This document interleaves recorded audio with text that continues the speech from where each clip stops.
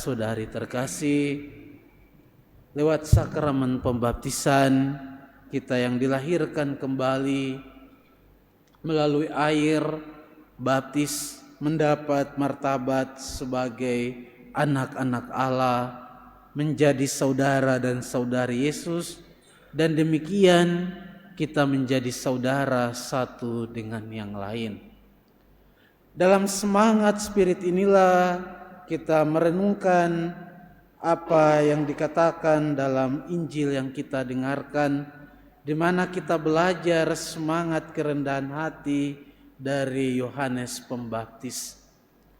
Ketika terjadi perselisihan antara para murid Yohanes dan juga orang Yahudi tentang penyucian, tentang ritus pembersihan, di mana Yesus juga membaptis di samping Yohanes sendiri. Dan ketika orang-orang itu datang kepada Yohanes dan bertanya seputar itu, Yohanes mengajarkan kepada kita tentang semangat kerendahan hati, di mana Yohanes tidak merasa tersaingi dengan kehadiran Yesus, tetapi justru mengajarkan kepada mereka bagaimana hidup sebagai putra dan putri Bapa, saudara dan saudari satu sama lain. Bukan hidup dalam sebuah persaingan di mana orang menunjukkan siapa yang paling besar dan kemudian menjelekan atau kemudian menganggap orang lain sebagai saingan yang perlu dihilangkan, tetapi justru Yohanes mengatakan, aku harus semakin kecil dan Yesus harus semakin besar.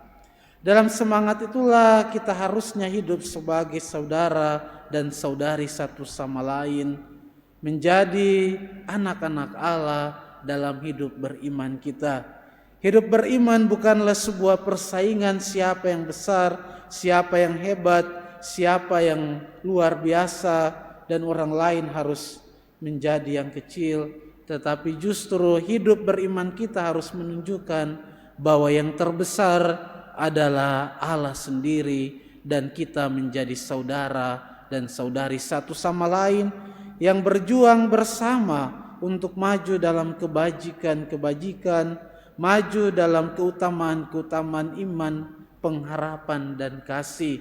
Dan sebagai saudara dan saudari satu sama lain, kita dituntut untuk bersama-sama, berjuang bersama, meneguhkan satu sama lain, bahwa yang terbesar adalah Kristus sendiri dan kita diundang untuk berjuang satu sama lain, menuntun satu sama lain menuju keselamatan.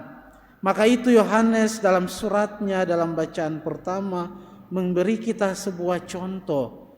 Kalau kita melihat seorang saudara yang berdosa, hendaklah kita berdoa kepada Allah supaya Allah memberikan hidup kepadanya. Bukan sebaliknya kita membiarkan dia jatuh dalam dosa atau membiarkan dia seperti orang yang kena kusta, membuat dia terpisah dari kita, tetapi sebagai saudara-saudari satu sama lain kita membantu dia dalam doa dan dalam teladan hidup, membantu dia untuk tetap bersatu dalam kawanan satu gembala Kristus sendiri, membantu dia untuk bangkit dari dosa dan kembali kepada Allah. Dan itulah cara hidup sebagai orang-orang yang telah dibaptis mendapat martabat baru sebagai anak-anak Allah, sebagai saudara dan saudari dari Tuhan sendiri. Tuhan memberkati kita semua.